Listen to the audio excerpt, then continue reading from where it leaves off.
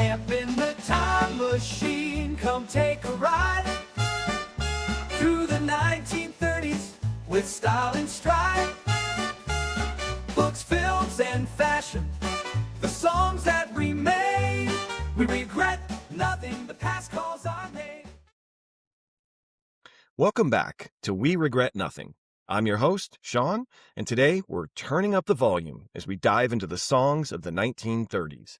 So far this season, we've explored the films and books that helped define a decade marked by economic hardship, uncertainty, and resilience. Music in the 1930s played a different role. It comforted, distracted, and brought people together at a time when escape mattered. In this episode, Andrea, Michelle, and I will introduce the first 10 songs from our list of the top 20 tracks of the decade. From big band swing to intimate ballads, these songs filled dance halls, living rooms, and radios across the country. This is a start of our musical journey through the 1930s. The episodes ahead will debate all 20 songs, narrow them down to a top 10, and eventually select the 5 that best capture the sound and spirit of this decade for our space capsule. So, tune your radio, clear the floor, and let's start with the first 10 songs of the 1930s. Welcome, Michelle. Hello. Hello, Andrea. Hello. So let's start. Michelle, do you have any thoughts about the music of the 1930s in general? I agree with your synopsis in the beginning. Like, there's a lot of it's a pretty good mix of big band jazz era things, and then also we're starting to see some more diversity in the songs, right? We're starting to get some more Torch songs, which big fan, and then a little more urban. That's a terrible way to put that, but What are you railed for? well, there's just not a whole bunch of white people playing horns, right? There's a more diverse set of songs as we're moving forward. Here for it. Okay. So let's just start with the list. Number 1 on the list, Sing, Sing, Sing with a Swing. This is a 1936 song with music and lyrics by Louis Prima, who first recorded it with his New Orleans gang. Brunswick Records released this on February of 36 on the 78 RPM record format with It's Been So Long as the B-side. This then, a year later, July of 37, was recorded in Hollywood with Benny Goodman and his crew. So let's start with Sing, Sing, Sing with a Swing, Michelle. Anything Louis Prima does, I'm on board with. So I love this out of the box. And as you all know, I love a drummer, and Gene Krupa is so good on this song. Like, you can really, it's just like the drive of this whole song is that percussion section. Even when the rest of the music isn't playing, the drums are playing, and I love, love, love. I also, we're going to see this as a thread as we go, but everything's like a tight 3.5 minutes, so it would fit on a 78 record. I love a short and sweet rather than an Inagata-Davida.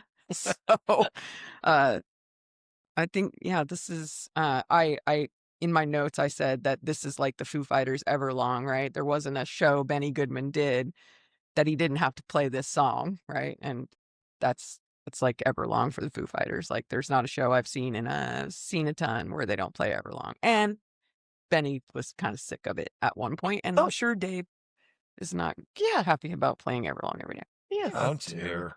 Andrea? Just to clarify, you said a tight 3.5. 3.5. Yeah, 3.5 minutes. Okay. Sorry. All I heard was 3.5 minutes, and I'm like, no, it's 8 minutes and 47 seconds long. This is, but they had to have like this. Yeah, this one is long. Yeah, I'm not trying to. Not that. No, That's what I was saying. Yeah. But everything. Yes, supposed to. Yes, sorry. This is on two sides. On two sides, sorry. Which I was like, again, I have neat. No, that was me misunderstanding. So, I just have my notes. A lot of what Michelle said. I said this fucking opening beat is insane. What I love too is this brings me back to a lot of movie montages or openings, like Swing Kids, when you saw like the ad for the trailer for Swing Kids in theaters, as you remember, Sean, because you were an usher at that time. Is that what they called you? Yes, Uh, it is. But I remember this was the over the whole trailer for Swing Kids, which I thought was going to be a fun and light movie about kids who like to swing. I did not know we were in Nazi Germany and Christian Bale would become a freaking brown shirt fuckface, but not in real life. Like, just anyway. The drumming of Krupa, there wasn't really a part in this where I went, okay, let's move it along, guys. This is great. Yeah, I love this fucking song. Yeah, real good. Well, just a couple of things I just want to clarify. So, and both of you just said it in a little bit of maybe confusion, but records at this time were 3 minutes, so they could be recorded on one side of a standard 10-inch, 78 RPM record. The Goodman version of this lasted 8 minutes and 43 seconds, and it took up both sides of a 12-inch 78. Yes. And then so the recording of Goodman's 1938 Carnegie Hall performance live, which included impromptu solos, took 12 minutes and 30 seconds to play. So I just wanted to go back. You brought up Michelle loves a drummer, apparently. We all know that. And Gene, so that night, and this whole thing kind of started spontaneously. So the quote from Goodman was, "One night, Gene just refused to stop drumming when he got to the end of the third chorus, where the tune was supposed to end. So Benny blithely picked up the clarinet and started noodling along with him. Then someone else stood up and took it over, and it just went on from there. Firestone's, or the elements from the song Christopher Columbus were added to this song that way. Someone just started playing Christopher Columbus in here. So the title of the number is on the Goodman recordings acknowledges the additional tune. It's called Sing, Sing, Sing, introducing Christopher Columbus in parentheses. So a drummer's got to get in where they fit in, right? So Gene was probably just Really? like, I'm going to be back here. Really? The whole, That's Are we not doing phrasing on this show? Number 2, Over the Rainbow. Over the Rainbow, also known as Somewhere Over the Rainbow. This is a ballad by Harold Arlen with lyrics by Yip Harburg. It was written for the 1939 film The Wizard of Oz, in which we discussed in last episode, in which it was sung by actress Judy Garland in her starring role as Dorothy Gale. Andrea. We've already said how I feel about the movie, not actively dislike, but I fucking love this song. It's so sweet, but it's a simple, sweet song. That's it. I don't feel that it's Judy Garland's voice who elevates this song. To tack on to what Michelle said about Benny Goodman and poor Dave Grohl, Judy sang this till the day she died every time she did, and I'm sure she was like, hey, fuck this. It gets a little tiresome sometimes. You come to love it, hate it, love it, hate it. Whereas I said I love this song, but excuse me, let me walk that back. I like this song, but I don't find Judy Garland did other original songs in other movies that were better than this. And it's a nice song. I don't know why I said did I eat today? I did. I have French fries. We're in trouble. Oh, boy. I know. Okay. Sorry. And by we, I mean you. Michelle. I don't really love this song. And maybe it's just because like everyone knows it. You've heard it a billion times, covered by a billion people. Like it's, it's fine. I do like how they led into the song, right? Where Auntie M tells her like, just, go not be in trouble somewhere. And then she also Auntie M, is I didn't talking do to, shit. I know, right? Talking to the dog like you do, and then starts singing. I like that part of it, but the oh, go on. oh, I just And then I just don't. I don't know. Are we breaking the rules?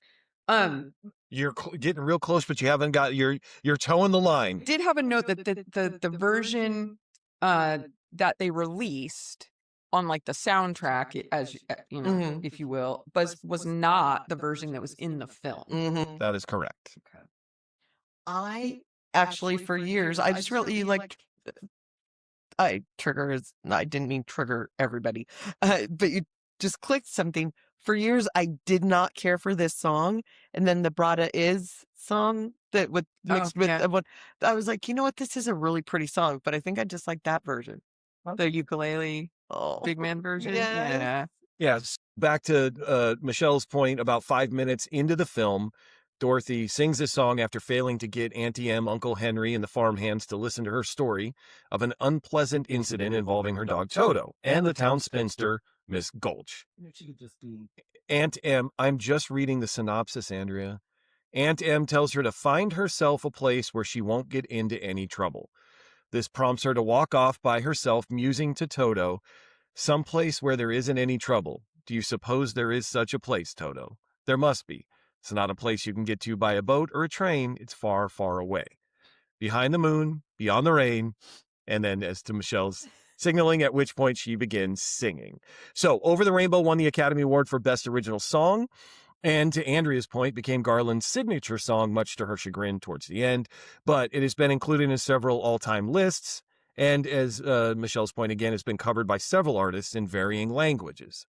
Now, back to the thing that was already said, but on October 7th, 1938, Judy Garland recorded this song for the film on the MGM soundstage with an arrangement by Murray Cutter. Then in late July 39, Garland recorded the song for the record label Decca, for which she was under contract to. This song and The Jitterbug from the same recording session are the only songs from The Wizard of Oz that Judy Garland has ever recorded commercially. And it was this recording, not the one from the film's soundtrack, that was released on the 78 RPM gramophone record that was part of the Decca 4-record album titled The Wizard of Oz. Although this is not the version that appeared in the film, the studio cast album was commercially successful and Decca continued to release it well into the 60s. The film version of Over the Rainbow was unavailable for purchase on record until the Wizard of Oz soundtrack album was released in 1956 to coincide with the television premiere of the movie. After the film Wizard of Oz appeared in 1939, Over the Rainbow became, I already mentioned, Garland's signature song. She performed it for 30 years and sang it the same way as she did for the film every time. Yeah. You know what? I can appreciate that because I have seen a lot of bands over the years, and I actually like when they rearrange, do a different arrangement of a song, but not maybe something like this. You Yeah. know what I mean? Like this is a song like when you go in, you're like, this is what I want to hear, Yeah. and then you get to hear it just the way you want to hear it. So I can respect that. And also, no wonder she was a mess. Besides the drugs they kept her on, because she was under contract to the studio Yeah. and under contract to a record label. Like. She was, yeah, that her mom was, fuck that lady. Okay. Number 3, In the Mood. In the Mood is a popular big band era jazz standard recorded by American band leader Glenn Miller. I'm going to stop there and just say Michelle, and I'll come back to my thoughts. This is another one that when you hear it, you know it. I guess if you're of a certain age. The biggest thing I have about this was that there was a big copyright mess with this one, because at the time anything that wasn't written down and then registered with the Copyright Office, you could just steal, right? You could just do your own interpretation of, and there was nothing you could do about it. So this was like all pieces and parts by a whole bunch of people, and it just kind of got but it was really based on something called the Tar Paper Stomp I have, which was, but this is just, your pretty popular jazz standard. Like everybody played it. It's been, done a million times, but I couldn't figure out if the gentleman that did Tar Paper Stomp, if it was Wingy Manoni yeah, or Wingy? Manon, or Wingy. And I was like, because he didn't have a wing. So I'm like, like, I was like, did they do the British where they like, when, anyway, His name is Joseph Wingy Manon because he's a one-armed trumpeter. I looked at that picture and I went, no, you aren't. And then also did this under the name Barbecue Joe and his hot dogs, which I think is the funniest thing in the world. I need a band called Barbecue Joe and hot dogs. Andrea, anything else? I do very much like In the Mood. I like Glenn Miller, R.I.P. First, I always knew the song just from hearing, but then when I saw the Glenn Miller story with Jimmy Stewart, and wasn't where he's gonna die, damn it. I mean, I know we all are going to, but I mean, this poor guy was just doing his best for the war effort, unlike some people, and got shot down over the English Channel. And it's like, man, never recovered his body. Poor Mrs. Glenn. I think that was played by June Allison, but I can't remember for sure. So that just want to go back to, I want to flesh this out a little bit. Michelle's point, under the copyright laws of this decade, a tune that had not been written down and registered with the Copyright Office could be appropriated by anyone, and this is in quotes, any musician with a good ear. So if we go back to the beginning, because listen, this is considered an original work, but In the Mood is essentially a mashup. Because of the copyright laws, right? So it starts in 1925. There's a song called Clarinet Getaway, recorded by Jimmy O'Brien. 5 years later, the jazz piece Tar Paper Stomp by Joseph Manon, I'm not calling him Wingy, from 1930 gave rise to the signature musical phrase from In the Mood, which, to Michelle's point, it was released on the Champion label, credited to Barbecue Joe and his hot dogs. Meanwhile, in 1931, In the Mood's catchy, repetitive bass line was first heard in Fletcher Henderson's Hot and Anxious. Henderson's tune, as played by his popular orchestra, was arranged by his brother Horace Henderson. 1938, Joe Marsala and his Chicagoans recorded a song titled Hot String Beans. Michelle, it featured a young Buddy Rich on drums. There's going to be a theme here, apparently. And it bears more than a passing resemblance to In the Mood. Finally, a man named Joe Garland, a sax player mainly, would sit down and take all these various strands and weave them together into work he titled There's a Rhythm in Harlem. Garland and his band recorded this particular joint for Columbia in 1935. Little while later, Garland broke away from the group to form his own orchestra. Garland brought rhythm with him, eventually refining it and expanding it into what we know as In the Mood. Garland actually copyrighted the new tune in June of 1938. So all up till that time, to Michelle's point, everyone was cobbling together parts of this. Garland took it all, put it together. Here's the through line. And I don't want to make it racial all the time, but listen, the rules where you had to be able to write this down and get it copyrighted. Almost all of the fragments of In the Mood had been composed and performed by African-American artists who a majority of them were not literate. They could not write it down. Thereby, they could not, A, couldn't copyright it. B, they couldn't get airplay or record sales. So Garland started to pitch the tune to various white band leaders. It goes to Artie Shaw first, but the work's running length, about 6 minutes in total, prevented Shaw from being able to record it. We already talked about 3.5 minutes. So Shaw did actually pay some amount for the song and occasionally played it on the radio. But then when Shaw largely takes a pass on it, he then offers it to Glenn Miller. Garland offers it to Glenn Miller. Glenn Miller bought it, and he assigned it to arranger Eddie Durham to toy with the arrangement till he arrived at this final shortened but souped up version of it. Miller and company played their incarnation of In the Mood for the first time, July 26, 1939, at a casino ballroom in Rochelle, New York. And then they would record it about a month later at Victor Studios in New York City, August 1, 1939. So Miller's version utilized his trademark trombone punctuating, echoing, and then the song's signature refrain. So It's just an interesting backstory about, copyright law, how these things get cobbled together to have a song that I would say, if you hear this, even if you don't know the name of it, you're like, oh, I know that song. You might not know it's called In the Mood or that Glenn Miller or whatever, but I think everyone's pretty familiar with this song. Michelle, I was close to breaking the rules as well. Sorry about that. I didn't do it intentionally. Next, number 4. Oh, wait, can I add something? Please. I also have in my notes that in 1951, a computer played this, and it's the oldest known recording of digitally recorded music. Oh, I So, did like, not know that. Yeah. imagine the size of this The room computer. Yes. Somebody programmed it to play In the Mood, and it's the Oh, oldest known wow. recording. Okay. I can just imagine wow. like the little 8-bit. Yes. Number 4, Happy Days Are Here Again. This is it's a 1929 song with music by Milton Ager and lyrics by Jack Yellen. But the song as a standard has been interpreted a lot, but it appeared in the 1930 film Chasing Rainbows. And that's where it actually became popular. And then even bigger than that, it became the unofficial anthem of Franklin D. Roosevelt's Democratic Party. On that note, perfect segue, Andrea.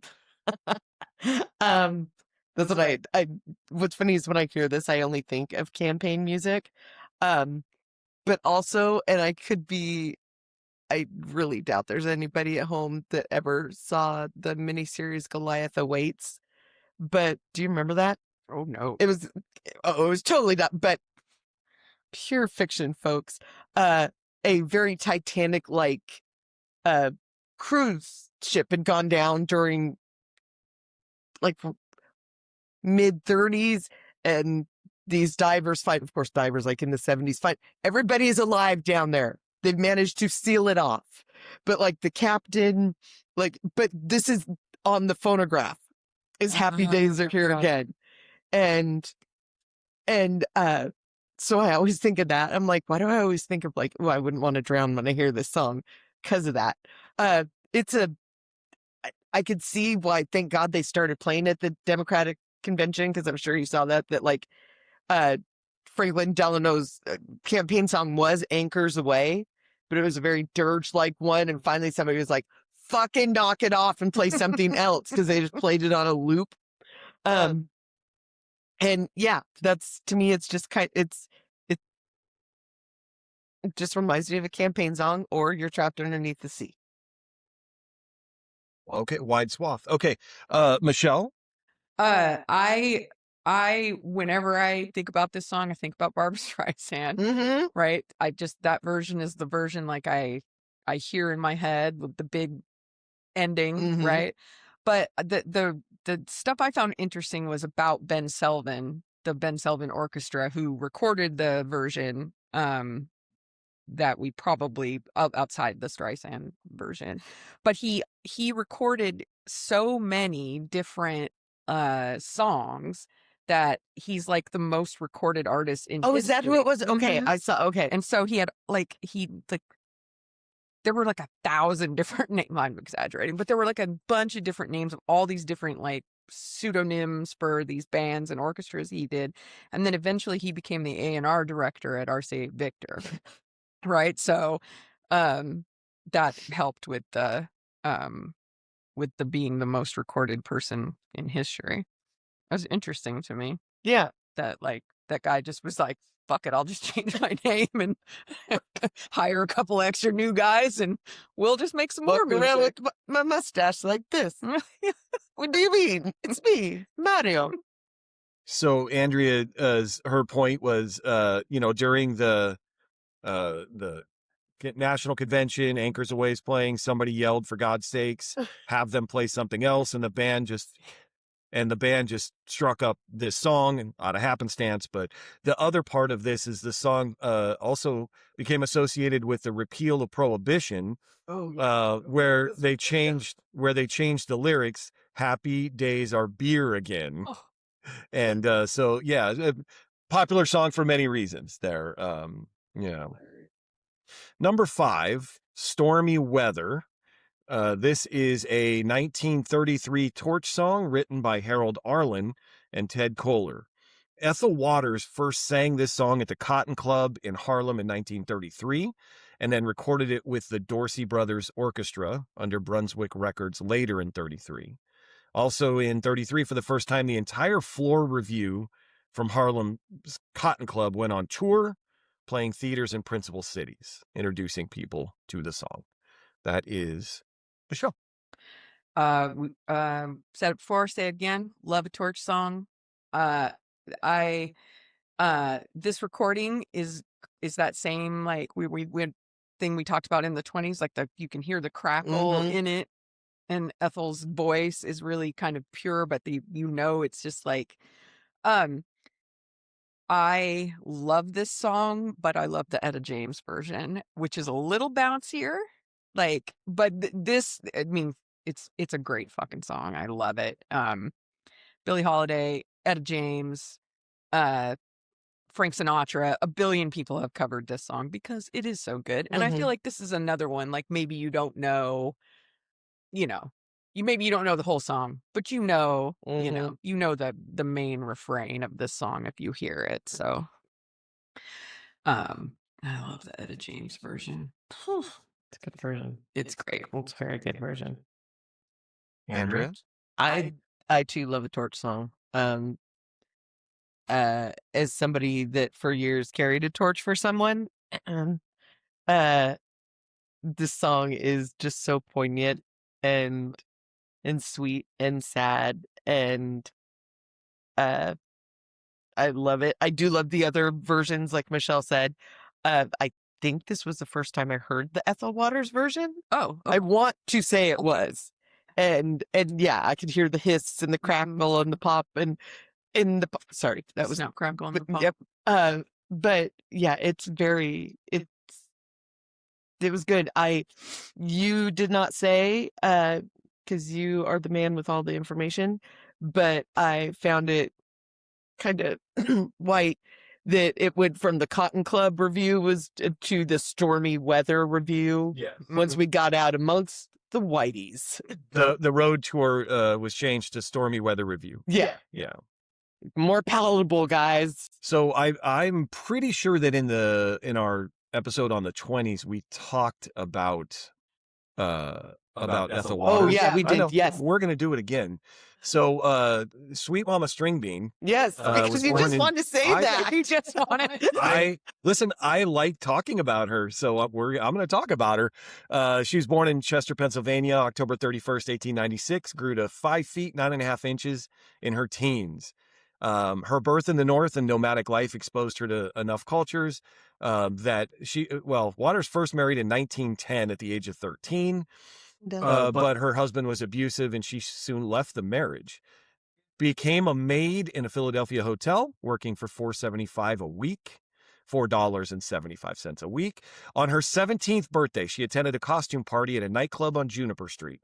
She was persuaded to get up and sing 2 songs and impressed the audience so much, she was immediately offered professional work at the Lincoln Theater in Baltimore. The job singing and dancing in Baltimore netted her $9 a week. And then around 1919, Waters moved to Harlem and became a performer in the Harlem Renaissance of the 20s. Her first Harlem job was at Edmund's Cellar, a club with black patronage that specialized in popular ballads. She acted in a movie, Hello 19. It was actually a blackface comedy. Probably don't love that. But I will say jazz historian Rosetta Ritz pointed out that the time Waters returned to Harlem in 1921, female blues singers were among the most powerful entertainers in the country. This is according to the jazz historian. I don't know. But in 1921, Waters became the 5th black woman to make a record for Cardinal Records. She later joined Black Swan, where Fletcher Henderson was her accompanist. You may not remember Fletcher, but he was the brother of Horace, who was in our last In the Mood. He was one of the people who wrote the song that In the Mood came from. But Waters later commented that Henderson tended to perform in a more classical style that she preferred, often lacking the damn it to hell bass. Her words, not mine. Her contract with Harry Pace at Black Swan made her the highest paid black recording artist in 1923. In 1939, Waters became the first African American to star in her own African American to star in her own television show. The Ethel Waters Show, a variety special, appeared on NBC's New York station on June 14th, 1939. I know I'm repeating it, and I don't care. I have no regrets. Number 6, Cheek to Cheek. Cheek to Cheek is a song written by Irving Berlin, specifically for Fred Astaire, the star of his new musical Top Hat, co-starring Ginger Rogers. In the movie, Astaire sings a song to Rogers as they dance. Andrea. This is a sweet song. I like this song, but it doesn't it's catchy. I don't like Fred Astaire's voice. I'm so sorry. I like his speaking voice. I like Fred Astaire. I don't think he's a great singer. I think again it's overconfident white male that like I can dance and I can pretty much act, so I should be able to sing too. And it's like it's not like I think I know I would like this song better if it were sung like by Bing Crosby or any other. I just don't like Fred Astaire's voice. I'm sorry, Fred. I want to come back to that because I have some notes. Oh shit. Yeah, same. I've heard different versions of this song and like it a lot. Yes. But this version I had not heard outside of maybe seeing it a million years ago in Top Hat. But when I re-listened to it, I was like, I don't love this. Mhm. But these kinds of songs also, I think, were just, business up front and party in the back, right? Yeah. We got all the lyrics out in the front part so that they could dance the rest of the sequence, right? Yes, so yes. there's like, I don't know, 2.5 verses, and then the rest we're of it is just we're swinging Ginger Rogers around. Yes. And so these type of songs, the ones that were in the musical, I like the way you put that. Business in the front, business in front, party in the back. Yeah, that is. It's knock out the couple so that we can dance the rest of the time. Yeah. The numbers here. The song was nominated for the best song for the Academy Awards in 1936, which it lost to Lullaby of Broadway. Song spent 5 weeks at number 1 on your hit parade, was named the number 1 song of 1935. Astaire's 1935 recording with Leo Reisman Orchestra was inducted into the Grammy Hall of Fame. I mean, we're clearly wrong. You were hang on. According to the database of secondhand songs, Cheek to Cheek has been recorded by 438 different artists as of July of 2021, which brings me to this. I'm way out of my decades, but we're going to talk about it. After 8 is a studio album, the debut studio album by Indonesian-born Dutch singer and songwriter Taco Akurse, also known as Taco. Taco. The record, released in 1982 by RCA Records, contained his covers of Singing in the Rain, Putting on the Ritz, and Cheek to Cheek. I did not know those other two were on there. Putting on the Ritz made it on the chart, so I did. But now I need to listen to these. So listen, not you, everyone. He is also covered In the Mood and Over the Rainbow. I have listened to each of these, and I beg anyone listening to go to YouTube and put in Taco in any of these songs. I am ashamed of myself. The only thing I know Taco from is Putting on the Ritz. Yeah. Does it not stand to reason that he covered one song from the 30s? He would cover. I'm saying to Sean. It was the 80s, Sean. It was the 80s. His cover of Cheek to Cheek, like I've been singing it all day. I've been thinking about it all day. It is amazing. So I'll end it there because I know we're not in the 80s, but listen, again, go find Taco doing Singing in the Rain, my least favorite of his versions. Cheek to Cheek, Putting on the Ritz, In the Mood, Over the Rainbow. Okay. Amazing. I'll move on now. I'm so excited. Hold on. What movie is it? Is it The Green Mile when they take him to the movie theaters and I think so. He's watching Top Hat and it is that dance scene, isn't it? Can I say yes to you? You should always say yes to me. Okay. Nope. Number 7. A Tisket, a Tasket. This song is actually based on a classic rhyme that was first noted in the United States in 1879 as a children's rhyming game. Never trust that shit. It was sung while children danced in a circle. One of them would run on the outside of the circle and drop a handkerchief. The nearest child then had to pick it up and chase the dropper. If caught, the dropper would join the circle.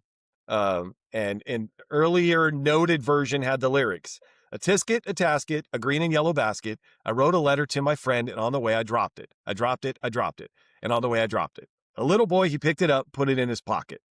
There you go. So, number 7, that is Michelle. Sorry, Andrea and I were just saying how any one of these like little nursery rhyme based things are always just completely horrifying. So when you were reciting it, I said, and then they murdered all the adults. But Ella Fitzgerald, love, Yeah. and her collabs with Chick Webb, real good, right? But she collabed with him on this, and they changed the lyrics. I don't know why would you change the color of the basket? Do you have this in your notes, Sean? You do? Why they changed the color? Why. It's just that they changed it. Why would you change the color of the? I don't understand. I don't know. Like I obsessed over it and tried to find. Why would they change the color of the basket? Like, I just don't understand. So I have almost no notes because I spent so long trying to figure out. I absolutely obsessed. But they did change and embellish the lyrics. And then when I listened to it a couple times, and I was like, I don't like this. Right. Like, and I know I'm kind of breaking the rules, but I was like, I just didn't like the arrangement, and I was so shocked because of the stuff she does with Chick Webb later is so like it's really arranged well. I just don't like. Anyway, I don't understand why they changed the color of the basket. I can't get over it. I'm sorry, Andrea?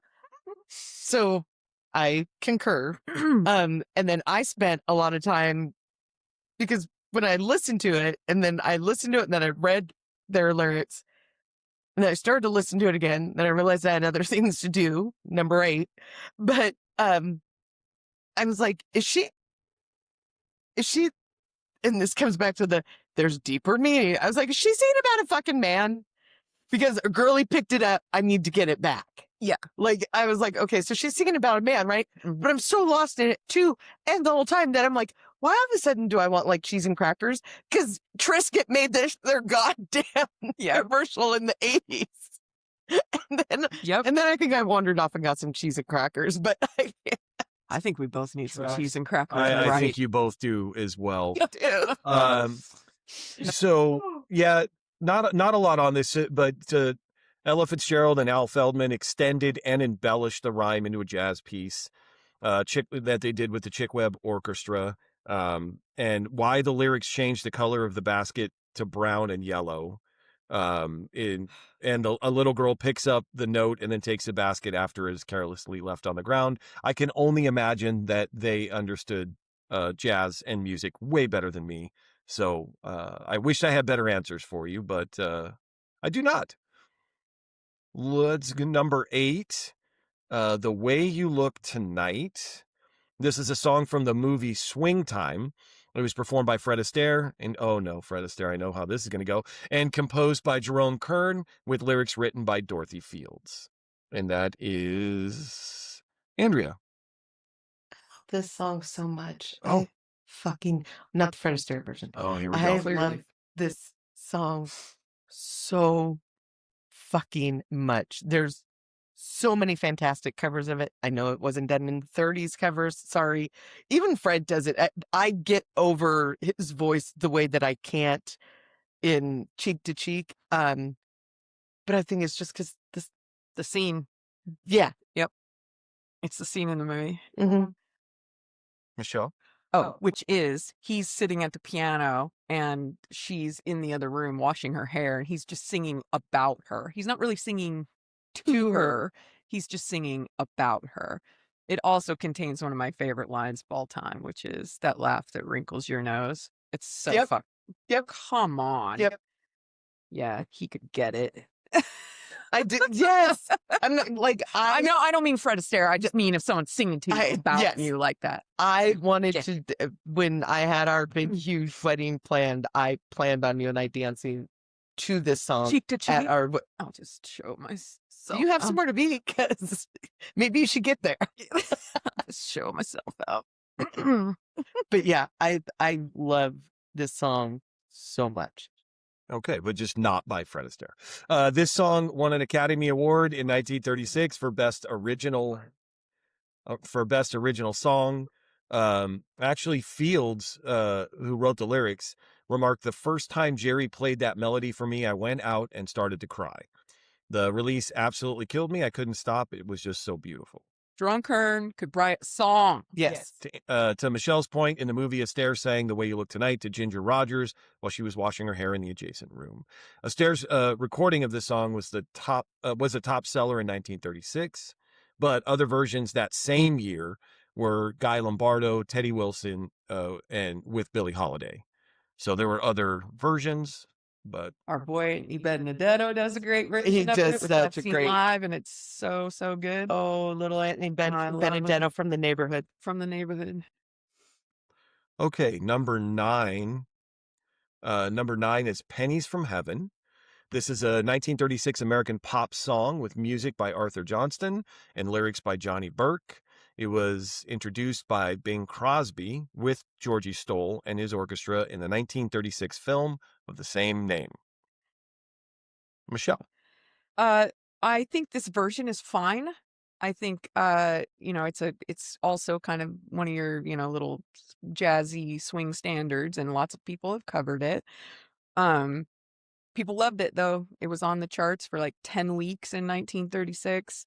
I am just, again, I'll go back to my Louis Prima, which the Louis Prima version is not this version. It's the lyrics are different. It's the same still, but It's also in 1957. Yeah, okay. That's okay. Anyway, so this version's fine, and good for you, Bing Crosby from Spokane. But born in Tacoma. I know. I'm really, it's going to be hard for me to like bring up Bing and not bring up Bing.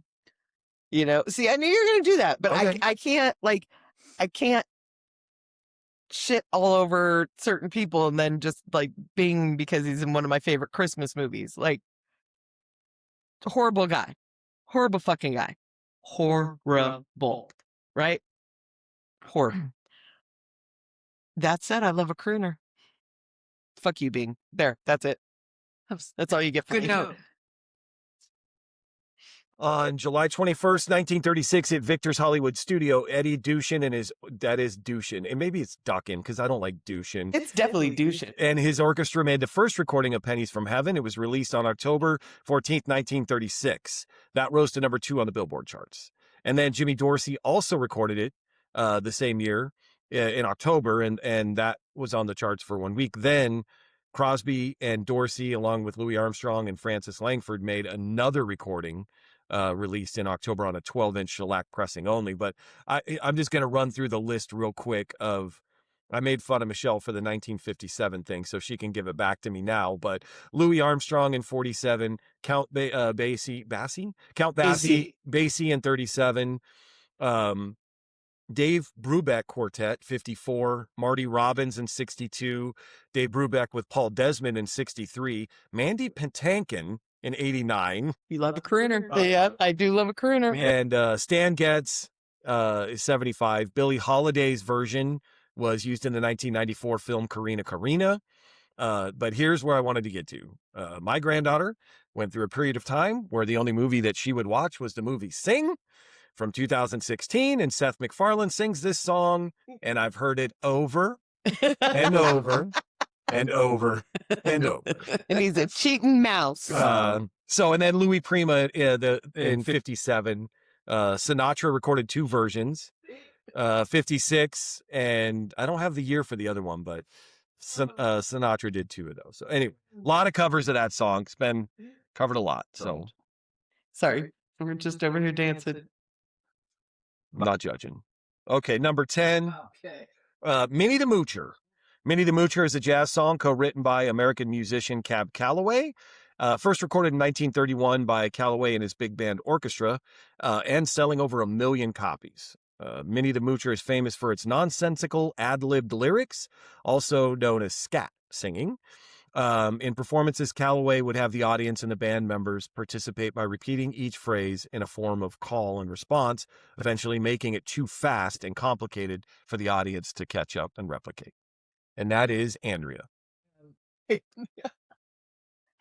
I love this song. I have Cab Calloway. Shell loves a call and response. I love this song. I love Cab Calloway. I love a call and response. That's it. That's the note. That's mine too. Okay. So, Look at it. Yeah, look at mine right there. I believe you.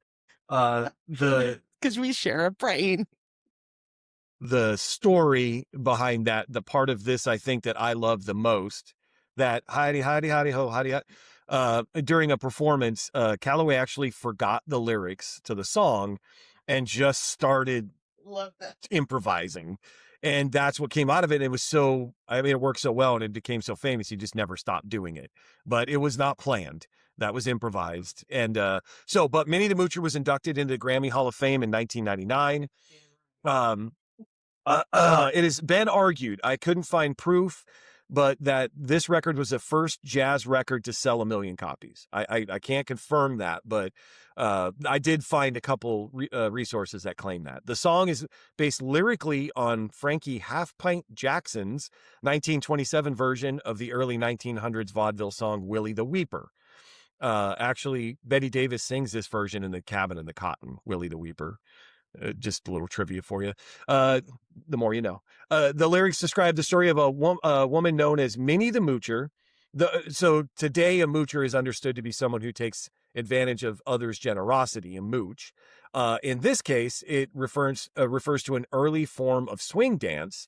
She is described as a performer of the sexually suggestive hoochie coochie dance. Yeah, I did like that. The lyrics are heavily laden with drug references and describe Minnie's vivid dreams after using drugs. Presumably, the reference King of Sweden in the song was Gustav V.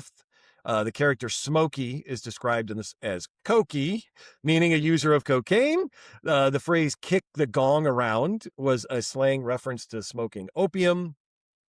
The song ends with Calloway wailing, "Poor Min," insinuating an untimely end for the protagonist. And then again, the Heidi Heidi Ho scat lyrics came about when Calloway forgot the lyrics to the song one night during a live radio concert. Calloway performed the song in the 1980 comedy film The Blues Brothers, in which he also plays a supporting role. The best. So great. Okay, so that is our first 10 songs of the 1930s. In the next episode, we'll go over the next 10, and we'll also get it down to a top 10. If you're enjoying the show, as always, hit us up on our socials. You can leave a comment here wherever you're taking in this episode.